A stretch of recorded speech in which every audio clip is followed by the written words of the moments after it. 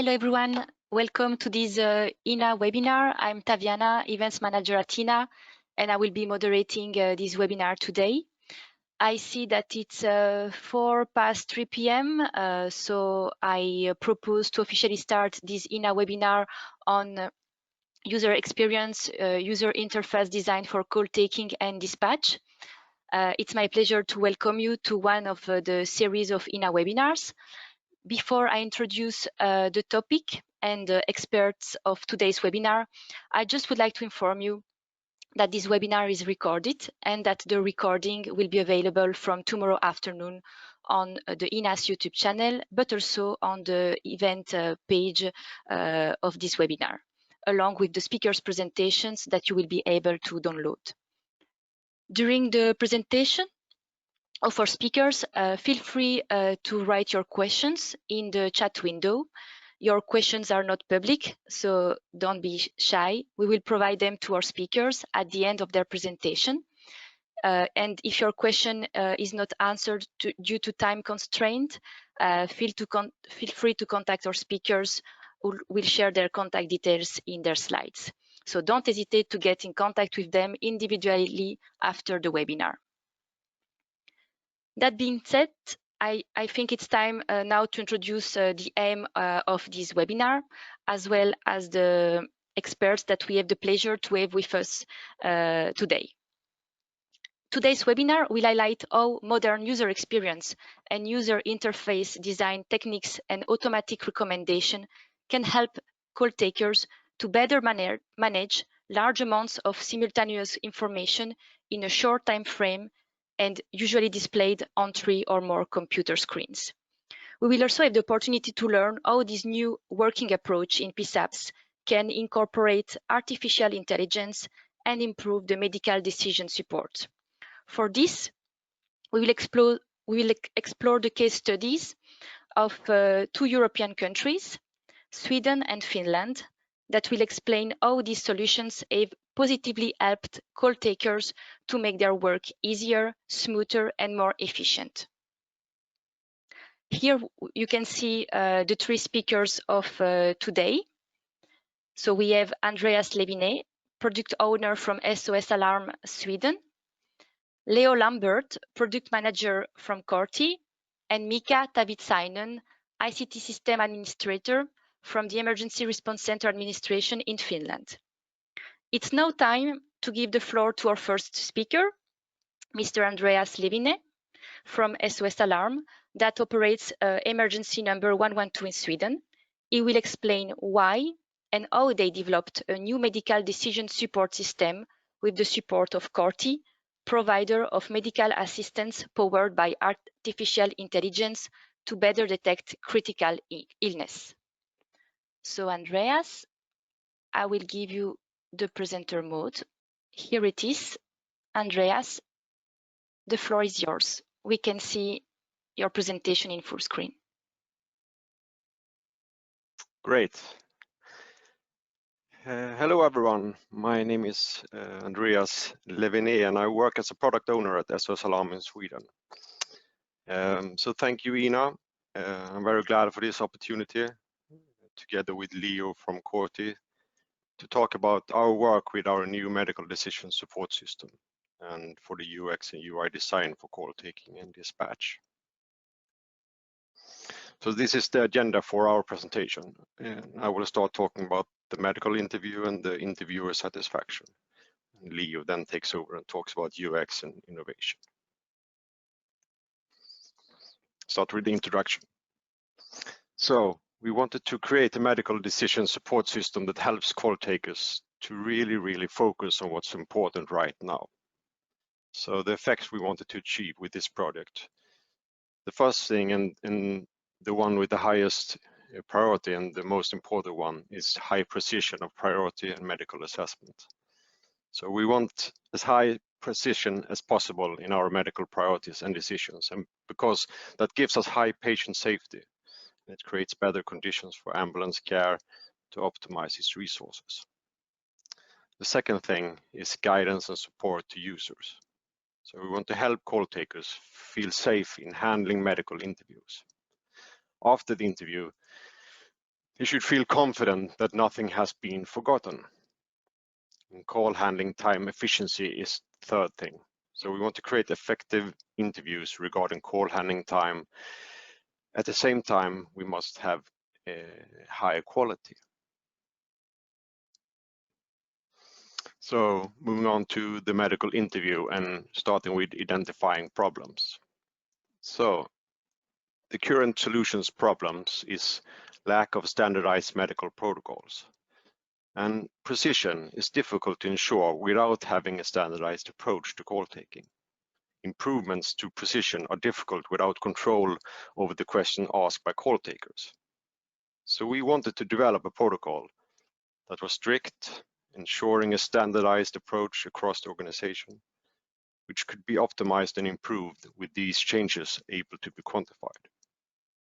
So we needed consistency regardless of the call taker experience, and we wanted the call taker adherence to the process. The second thing here is lack of call taker performance measure. And that's we wanted to have better knowledge of what leads to precise call taking. So we wanted better insight in what's the best way of handling a specific emergency call and what leads to the most precise outcomes. So the third thing is critical illness unidentified, and we also needed support for challenging diagnosis. So we needed a better way to detect critical illness, and we think we found it in Corti. So at first, SOS Alarm began an in-house development for a new medical decision support system. But we interrupted this when we understood what Corti was doing.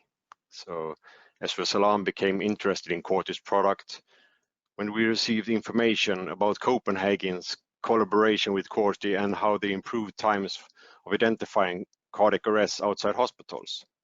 So identification was done faster and with higher precision than the human call takers. And that was, of course, something that we think or thought was super interesting. So this is the UI of our current solution, the Swedish Medical Index. And we think that it's missing guidance. We think that our current decision support system does not support our management process and provide no guidance for call takers. We work with predefined indexations where the user may fit the patient's symptoms into them. So this makes assessments of medical conditions more general. This means that we can squeeze the patient's symptoms into boxes that are predefined. We then use the box that best suits the patient's symptoms. So this make problems for when we're sending out information to ambulances. We sometimes send out things that are wrong. All decisions in our system and also the valuation of information are made by the user. So the same situation is therefore likely to be assessed different by different call takers. This means that the patient does not receive the same care and our customers do not get the same quality. All content is always presented to the user, which entails a cognitive load that we think is probably unnecessary. Insecurity among call takers creates looping when users can't make decisions. So this results in long, unbalanced medical interviews regarding quality and call handling time. But the user must put the puzzle together him or herself, to gather and to evaluate all information before manually applying a priority. So in Sweden, we have 21 regions that are responsible for healthcare. SOS Alarm has agreement with the majority of these regions to implement prioritization and management of pre-hospital healthcare resources, such as ambulances and helicopters and single responders and so on. So these regions, they were not specifically satisfied with our precision. So we started to investigate in some solutions. So these are the three basic components of a new medical decision support system. So we have the medical protocols, we have the algorithms, and we have the user interface. So we start talking about the medical protocols. They are new and standardized, and they are quality assured medical protocols. We have in collaboration with Karolinska Institute in Stockholm to ensure that the protocols are based on the latest research. It contains question support, answer options, emergency medical advice, help text for call takers, and so on. It also includes rules for how the automatically generated documentation works. It also includes rules for when nurses or doctors should be involved with the medical interview. It also contains conclusions for all medical protocols, which means that a specific combination of questions and answers generates a certain priority in a certain emergency medical advice or an involvement of nurses and so on.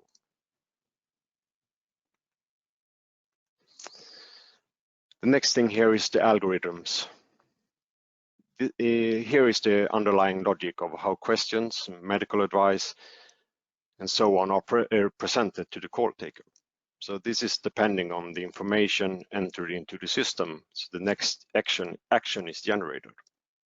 So we configure these algorithms ourselves in our administrative system tool built by Corti. So we can basically manage the entire construction of our medical protocols from here. We can also update new versions of the protocol that we create alongside the version that is active in production at the moment.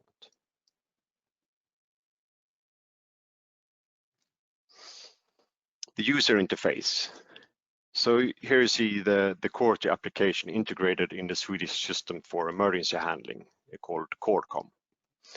This is a newly developed process-oriented user interface. It reduces cognitive load and simplifies call handling. So we wanted to create a workflow that helps the call taker to collect the right information in the right order. We use guidance, instructions, and hints to do so. So we wanted to clarify to the call taker what is most important to focus on right now, what you have handled and what comes next. Although we help the call taker to structure the emergency call and improve the call approach, we know that 112 calls are not always structured, rather the opposite, right?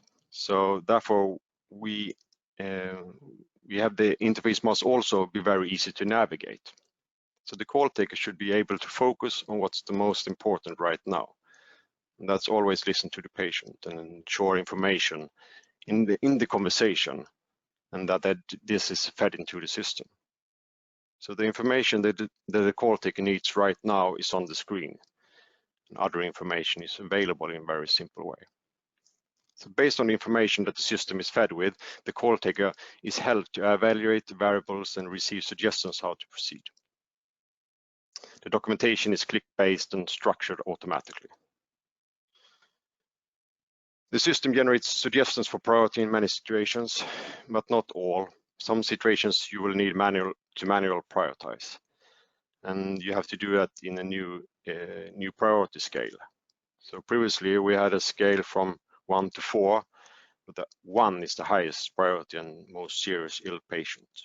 Now more steps have been added to this scale, so now we have 1A and 1A and 1B and 2A and 2B and so on. So the system helps the user to remember everything that is important. After the interview, the user should feel confident that nothing has been missed or forgotten. So the system keeps track of all the facts and guides and support the call taker through the whole medical interview. So the interviewer's satisfaction. Call takers and nurses have been in the project since the start. It has been important to always start from the end user's best interest. The medical protocols are developed by, among others, the call takers and nurses and doctors working in the emergency call center. And focus has been on using everyday language in the construction of questions and emergency medical advice. So the end users have also been an important part of the development of the operational user interface. Their needs have been at the heart of this development. They have also continuously seen and provided feedback on new functionality and appearance. So the new medical decision support system is now being tested intensively, and it's planned to be implemented gradually in almost all of Sweden during the late summer and autumn of 2021. So evaluation, follow-up and feedback from end users will continue to be the important part of the work in the future. Thank you. Now it's your turn, Leo. Thanks, Andreas. It's Dana speaking. So I will now display the presentation from Leo Lambert from Corti. Thank you so much. Thank you very much, EENA, for hosting us. And thank you, Andreas, for that introduction into our collaboration. So my name is Leo. I'm a product manager at Corti. We are an artificial intelligence startup based in Copenhagen who are focused on helping call takers get to better, faster decisions using AI. So we're looking to optimize both the speed of the call taking experience and the accuracy. So I'm just going to give you a little overview into our history and what we do, and then mainly focus on our collaboration with SOS Alarm and the user experience which underpins that. So I think we can go on to the next slide, please. So at Corti, our mission is for every patient to get effective, transparent healthcare, and also to standardize this healthcare so that all patients, no matter where they are, who they're speaking to on the phone to get medical advice, they're getting consistent care that's actually good. So effective healthcare for everyone is our driving mission. And we think that we can achieve that through the use of artificial intelligence to both support in a live setting call takers to ensure that they don't miss any key symptoms or key indicators of an illness, for example, and also to assist after a call to identify the areas in which a particular medic or call taker is weak in their line of questioning, or whether the protocols themselves, so the underlying question and answers that a call taker has to follow, whether they themselves are flawed. So our whole focus is standardizing this approach. And we go on to the next slide. Excellent. So there are 86.4 billion consultations, medical consultations that take place all over the world every single year. A lot of these happen over the phone. They're emergency calls, they're calls to nurse lines, they're telemedicine conversations, especially after coronavirus. Lots of these sorts of consultations are all moving online or over the phone. So we want to be part of those conversations, and we think we can add value to those conversations because these conversations are much more complex than we initially anticipate. There are all sorts of symptoms that maybe aren't picked up. There are question paths which maybe aren't the most efficient or the most optimal, and we have no way of testing that or quantifying that in a normal sort of unsupported setting. So if we go on to the next slide, so Corti is helping to listen to all of those consultations to basically identify the elements of that conversation that we can learn from, that we can develop artificial intelligence models from, that we can use to predict illnesses or suggest changes in the protocol path that help doctors get to the right conclusion faster. So what you're seeing in this rather hammy illustration of a sat-nav, I guess, is that we want to learn the routes that call takers, that nurses, that doctors take through their protocols, that they take to get to the right conclusion. And we want to learn those routes, and we want to learn which are the fastest routes to get to the most accurate conclusion, and which are the slowest, which are the most accurate and which are the least accurate. And we want to promote those routes that have high accuracy and high speed, and address the problems which relate to low accuracy and low speed. So we can go on to the next slide. So how do we do this? We have a history of, as Andreas mentioned, working with emergency services in Copenhagen to listen into medical calls to find patterns in the audio that correlate with critical illness, such as cardiac arrest. And then we can learn that pattern. And in Copenhagen today, we have live alerts with call takers, which let them know when a cardiac arrest has been detected on the audio. So maybe they didn't properly hear the patient's symptoms. Maybe they missed some sounds in the background, which Corti is listening to and is finding this to be an indicator of cardiac arrest. We can then suggest live in the interface a suggestion to go to cardiac arrest advice. And this is a similar sort of structure that we've rolled out in Seattle now. So this is just one example of what we can do, but we're expanding this, and especially working with SOS Alarm, expanding this to cover many, many different diseases across many different verticals.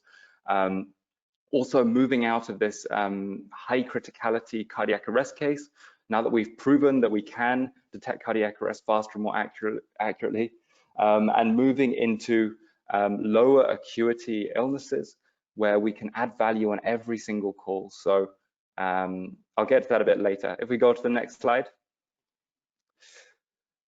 So just to give you a brief introduction into our collaboration with SOS Alarm, we basically operate in sort of 4 key stages. Now we'll dive a bit deeper into the actual interface that the call takers are using in a little bit.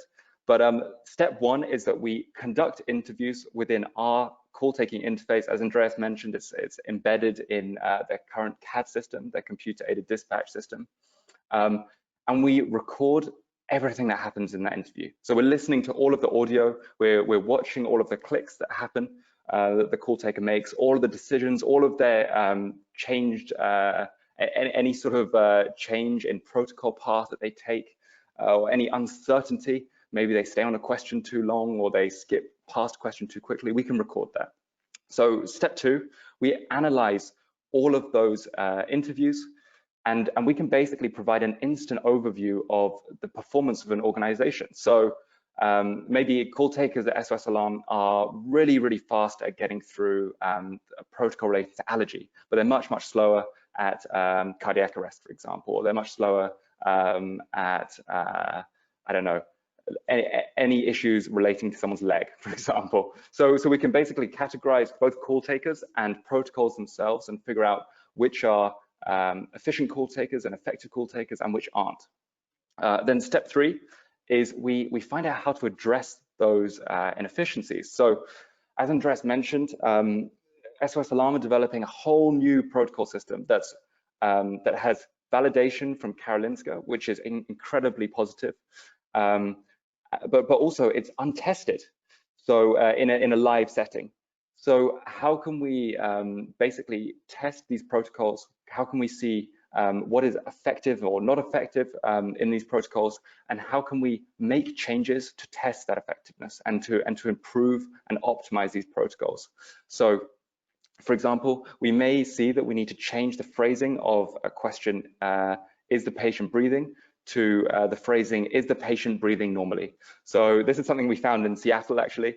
It's a very, very subtle change, but it meant that the question didn't need to be repeated so many times, because if they said, is the patient breathing normally like you or I, the caller, who was obviously trying to help the patient, they knew much better the signs they were looking for. They had to clarify a lot less of their call takers, and it cut time off every call. So increase the efficiency, increase the result for the patient.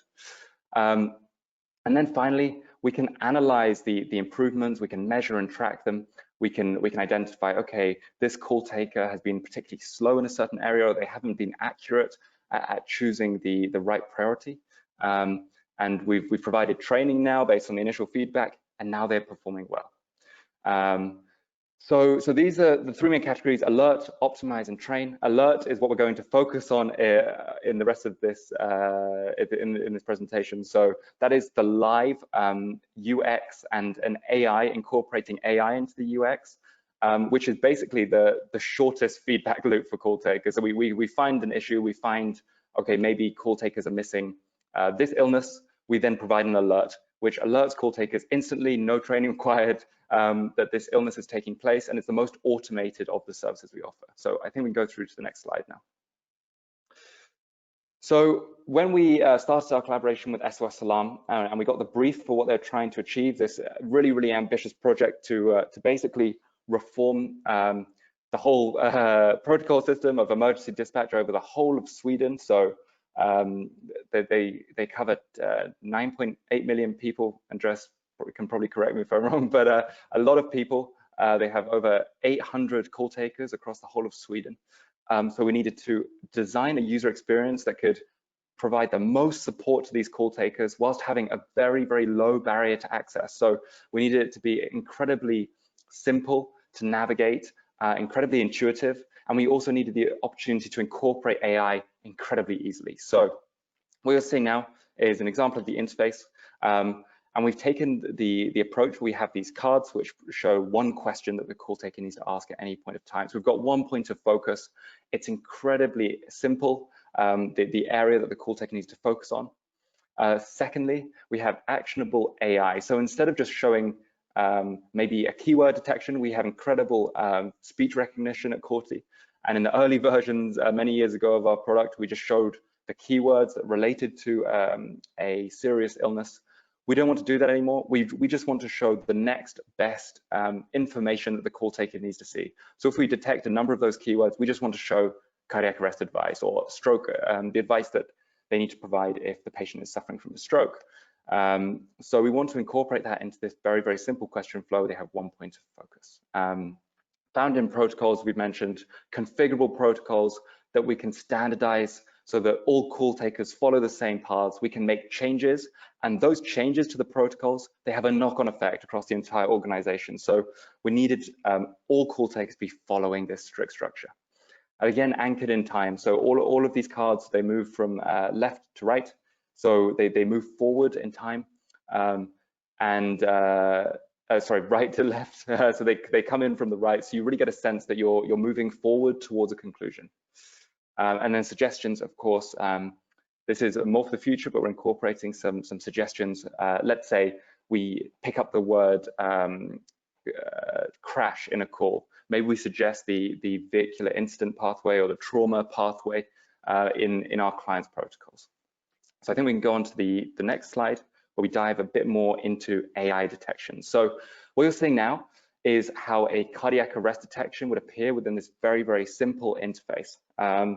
So you can see in the top right, we have this banner that will appear in red when Corti detects a cardiac arrest on the call, and the call taker would basically click on that notification and be directed immediately to the cardiac arrest advice they need to see. So this is incredibly quick, incredibly intuitive, and it gets the call taker to where they need to be. We've proven our cardiac arrest detections to be more accurate than call takers, faster than call takers, and we've recently, I think 2 months ago now, got results back from Karolinska on our Swedish cardiac arrest results, which are incredibly, incredibly strong, and are actually at the moment performing better than our detections in English. So it's really, really promising for our future collaboration with SOS Alarm and also the Swedish language. So we can go on to the next slide. So the nature of our technology allows us to do some really, really cool things with incorporating AI into the UX. So what you're seeing right now on the page is a COVID-19 symptom detection. So when COVID happened, our clients in Seattle, they were very, very concerned about lots of these calls being missed. So we basically have the functionality to go into the system as an administrator to define a number of keywords. This was right at the beginning of coronavirus. So I think the keywords were Italy, Wuhan, dry cough, fever, headaches, temperature, those sorts of things. They can define a number of keywords. They can define a threshold that triggers it. So we need 3 out of 8 of these keywords to be triggered, or 4 out of 8. And then they can deliver, they can just press enter. So it took about 2 minutes to set up. And suddenly all call takers have a live COVID-19 symptom detection, which is guiding them to the right place when COVID-19 symptoms are identified. And now as the advice sort of developed, as the research developed into COVID-19, they could just change a few keywords just immediately as soon as the research came out. And then suddenly we have a new standardized approach to detecting COVID-19 across an entire EMS organization. So this was a really, really powerful functionality and something that we're working very, very closely with Andreas and his team in Sweden to start also to develop at some point in the future. Very, very exciting, the possibilities there. And then the next slide relates to getting call takers to the right place. So as you can see from Andreas's early slides, SOS Alarm's new protocol system is incredibly powerful. It's really, in my unbiased opinion, a real revolution in the way that we conduct emergency dispatch. But it is very, very large. So I think there's 177 major complaint branches, so different branches that the call taker can go down. So what we'll be looking to do in the future is incorporate even more powerful suggestions into the interface, such as which protocol branch should the call taker be in. So we've done initial tests on this, which performed incredibly well, where we basically listen to audio files, and then we determine the conclusion at the end of that call. So whether the true conclusion was an allergy or cardiac arrest or heart attack or stroke or whatever, a drug overdose. And we can basically train Corti to detect, based on a very, very small snippet of audio, which branch the call taker could be in. Then we can show a suggestion and say, Corti thinks you should be in the drug overdose branch, but you're in the diabetic branch, for example, of the protocol. Or we think that you should be on an index 1 priority, but you're on an index 3 priority, based on the calls that we've listened to from your organization itself. So this isn't a standardized approach across all of our clients. It's completely focused onto your own organization, your own standards. And yeah, so completely customizable and very, very powerful. And then lastly, I know we're quite short on time, but my next slide shows some other interfaces. So I'd just like to speak very, very briefly about how this technology can branch outside of just interfacing with call takers and what the future looks like for this sort of technology. So basically the framework that our protocols sit on, that call takers follow, is incredibly generic. So what this allows our clients to do is to basically create call taker protocols and create patient protocols, if that's what they desire. So this will basically mean that we can interface with patients through either a self-triage application, so basically an application where they click through the questions themselves in a very, very similar interface to the call takers. So that's how simple this interface is, the UX this interface is to navigate. And also other interfaces, so text, for example, SMS, or through a voice bot. We released our first sort of beta voice bot a few months ago. This is still undergoing sort of research and testing, but what this basically allows you to do is to traverse the same protocols that the call takers do, but only using a bot to do it. So a voice which will speak to the patient, which will listen to all of the answers, which will record all of these answers, and will choose the next best path to follow.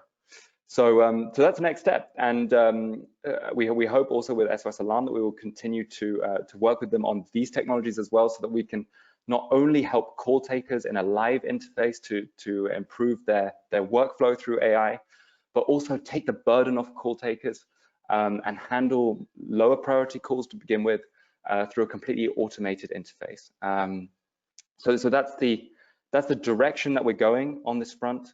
And my last point on this is the ability to combine these interfaces. So maybe a patient has conducted an interview via SMS. We can then use this information that they've entered to inform in the live protocol the questions that they're shown. So for us, the future is all about integrating these platforms and creating cohesion, both in terms of user experience and also patient experience. So I think that's all from me. I don't know if we're taking questions now, or you're very welcome to email me as well if you have any other questions. Yes, indeed. Thanks, Leo, for this detailed explanation of your project in cooperation with SOS Alarm. We have received several questions, so we still are in time to answer several ones.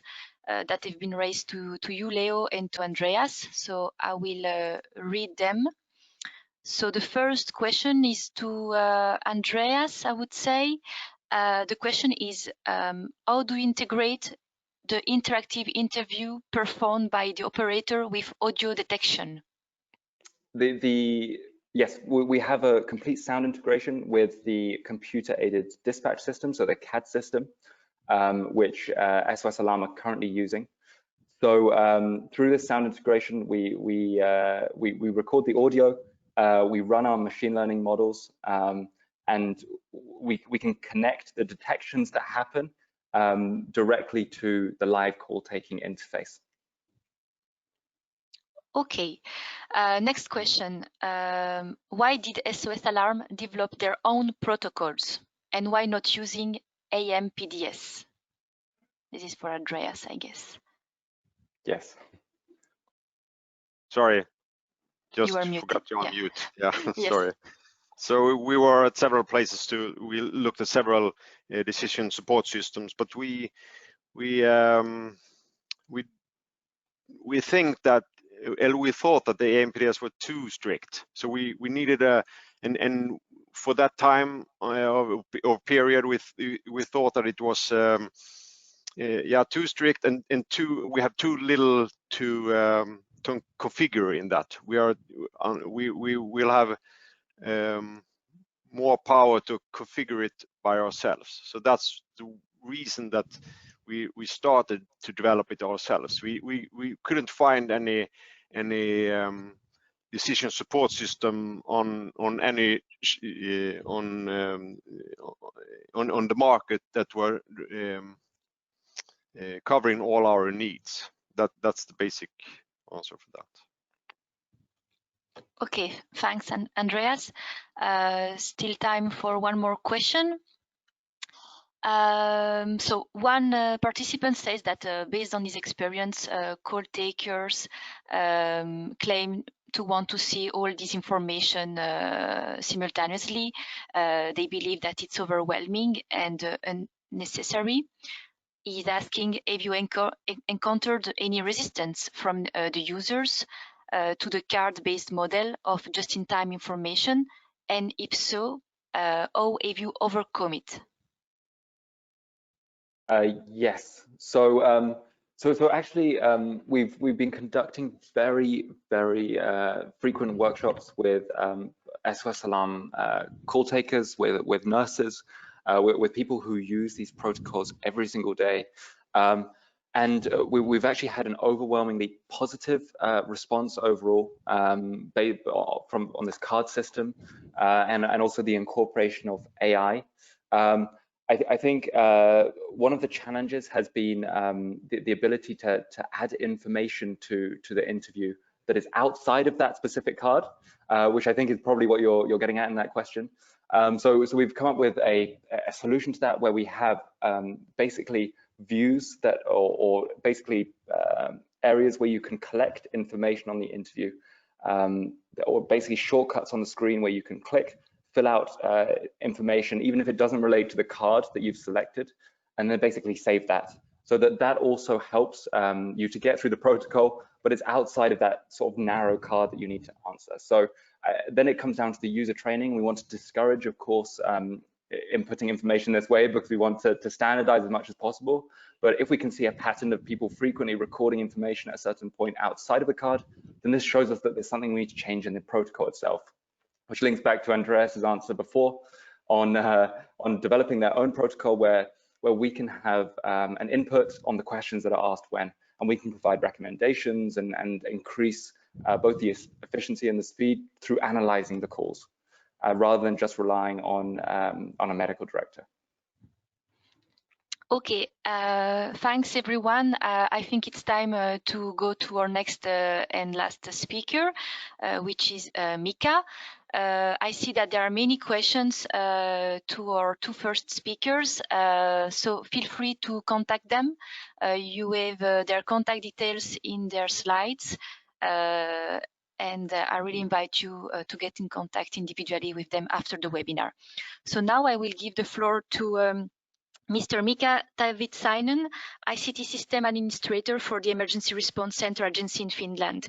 He will explain how Finland has integrated different kinds of call taking and dispatching design and features in their ICT system for Emergency Response Center. This system is called ERICA and has been specially built for call takers to help in call handling and dispatching tasks to the most appropriate field units. The floor is yours, Mika. Yes. Good afternoon, everyone, and greetings from Finland. In the next 20 minutes, you will hear an update about call taking and dispatching design and features in ERC center services in Finland. My name is Mika Tavitsainen, and I work as an ERC ICT system administration in ERC Agency Finland. And our system, ERICA, we have worked with that since November 2019, and it's a nationwide network information system that provides the 112 services throughout the country. And the system is in use of we Emergency Response Center Agency, also with the police, fire and rescue, emergency medical services and emergency social services, as well as border guard. And altogether 50 different sites using the system. And nowadays there is about 20 sites, and it's growing the participants all the time. ERICA is built by ISTA DevSec Corporation.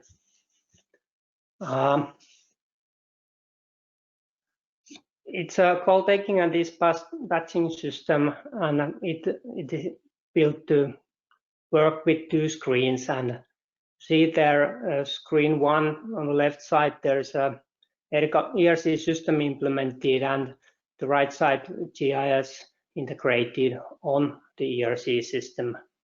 There is coming the third screen next year, which is situational awareness in roles, for example, command and control center for system monitoring and nationwide incoming contacts monitoring. Or we can use the third screen also with our ERC supervisors for the view of incoming contacts and ERC employees doing what they are doing.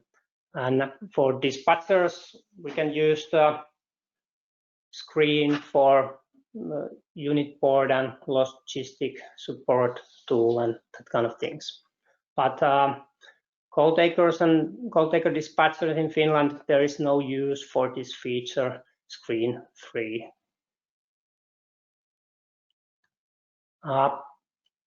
For call taking and dispatching, ERICA contains new things. We have an integrated care tool. We're looking these features later. It's automatic geopositioning, integrated risk analysis, integrated communications tools, real-time response time of units and drive time calculation, etc. Here is a slide of ERICA call takers idle view.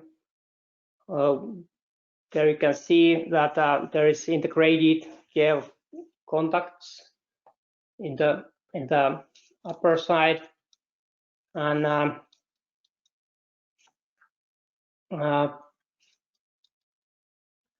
task list on the center and unit list, and communications tool on the right side. When the contact in comes, the view opens and there is a box for addresses, whiteboards, available units nearby. There comes task for authority, integrated risk analysis, and push location. That integrated care of contacts, there comes all TETRA emergency calls all emergency SMSs, sensor system calls, fire and burglar alarms, also, of course, 112 calls and e-calls. They are all integrated the same care. The different kind of incomings can be prioritized.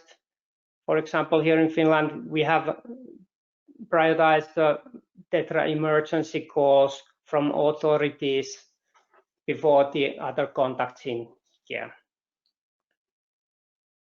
The system we have a network operational model, so calls routed, they are routed first to the nearest ERC, and actually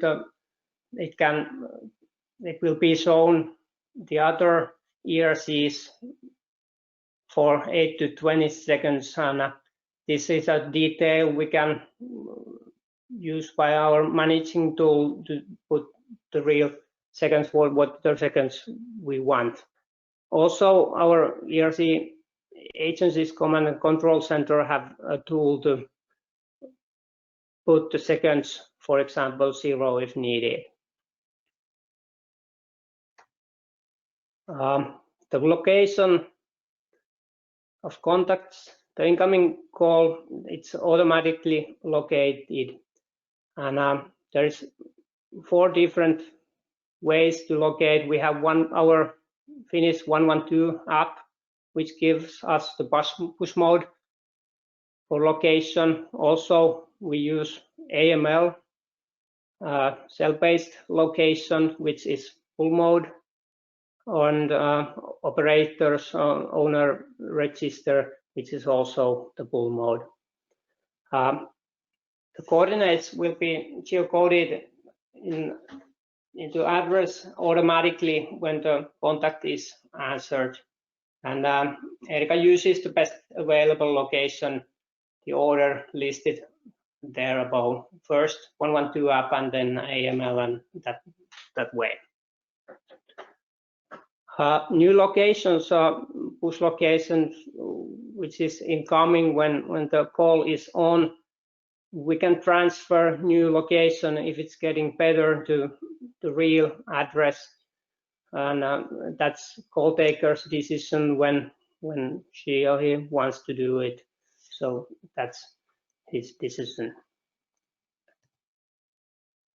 About the risk analysis, now at this point we have 55 different risk analyses in a system, and the call taker need to find the right risk analysis for to get on. So he can find it by their folders, or open the folder and take the risk analysis there, or then he can use also keywords, which is built to analyze it by our management tool to find the right analysis from whiteboard. The questions in here in analysis is typed as like this: choose one or choose many, and also we can put their place when you can give a number, which means something. We can give a meaning to the number. Also, of course, free text can be spelled there. It's a feature that answering one question can open more questions to answer also in the risk analysis. The order of the questions directs the work of call taker, and of course, call taker decides in which order the questions are to be asked. The choices in risk analysis, one or more answers in risk analysis get things happening in system. Erika risk analysis, we have programmed them to do things ready for the call taker. This is implemented by our ERC agency with authorities, and we have a management tool to do this analysis. Features that can be programmed is make an event to the authorities, make a task inside the event. So in event there can be find a task for many authorities. We can give different codes, different urgencies with authority, and we can publish more questions to answer, instructions to be given to call taker, make some kind of links, guides, plans, link to internet, wherever. We can command the phone book to search different numbers involved, or make a proposal of units to dispatch. There, in answers, there has been to one answer or many answers. There has set abilities, which means something to authorities, so authorities can connect his own units to these abilities. So that's how call taker get the units for the dispatch. And in picture there you can see, for example, task for rescue code and urgency, and there is planned some units and target reached in 3 to 4 minutes, and units are in a station. This is all what happens, for example, in this risk analysis, and you put few answers, actually two answers in this analysis, so the machine do that kind of pre-planning for the dispatch. Units location, when Erika have events location, it automatically calculates the authorities nearest units drive time on scene. So when we get our contact open and get the, for example, AML's location in coordinates, Erika calculates this time for units, every authority to the scene. And call taker and dispatcher always have a minute-based information and availability of units nearby. So there you can see the nearest units to that scene. Also, if there was a unit who is on a task, it would be seen in that site there. Those units are all available. Units can also be alerted to more urgent tasks automatically. And the calculation is active the time call taker has an incident open. And if it reopened later, the calculation starts again. So we can see what is the situation to that incident at that time. Also, routing is drawn to map at time when resource is proposed on planned on task, like there is now. Routing and dispatching with Erika, the call taker can dispatch the units with a single mouse click. So there goes synthesized speech to radio so we don't need to take care of announcement to the field. Also, the units will get the alarm to their stations, systems, control, command systems, radios, phones, and that kind of things automatically. And units give its status when it's on a way on or on scene or that available. They can do it with technically or by radio. We use technical statuses in Finland mainly. An EENA map show routes of units from their location to scene, and you can follow the units moving on map. And this routing is shown right away when the call taker gets EENA's proposal of units.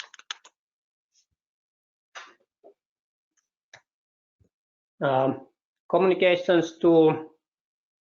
There is in one tool there is integrated Tetra radio workstation, which we can use by incoming and outgoing radio communications. Also, phone tools included is care, but you can answer call, phoning, transferring, muting, group call, making group calls, and whispering to call taker and DTMF and that kind of things you find there. There is phone book, which is integrated to risk analysis. There you can find all the contacts have stored, and our managing tool, we can store more contacts and manage the phone book, how it works in different kind of cases. Also, there you can find recordings from phone calls and radio communications, and also there will find 112 SMS handling in that tool. Communication with radio. All the units we have in same database throughout Finland, and they have unique codes at the ICC system, and also units of course have their unique radio IDs and that kind of thing. So we can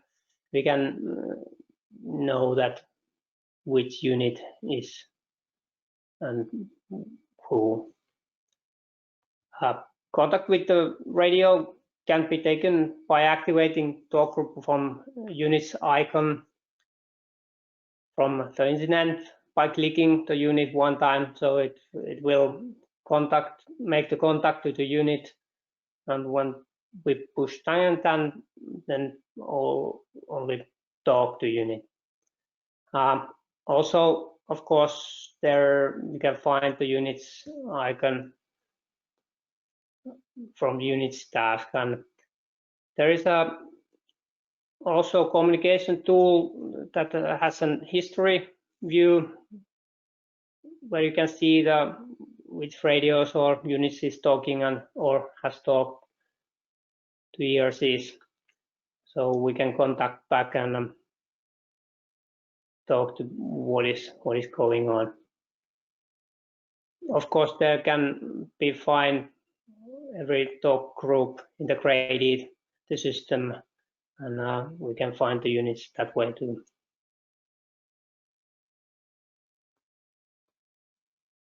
We have set the view of pre-selected talk groups for dispatchers using a management tool. So in different role working people have different talk groups right away based on the area, what the area the people is working for. So they have mainly all talk groups that's needed in work all the time in their hands. And that was some features for EENA maybe I can answer questions now. Thanks a lot, Mika, for this very informative presentation. I would say that it's brilliant that we have reached the stage that all these different type of data that call takers need to manage during an emergency situation are possible now only on one screen besides the one for GIS, and that everything runs really smoothly. So it's really interesting to see how it's going on. So now, if there are any questions for our speakers of today, feel free to ask them. So the question is, do you have an interface for alerting citizen responders in Finland? I don't understand what is citizen responders. We have an integration for our fire brigades units in fire and rescue services, and of course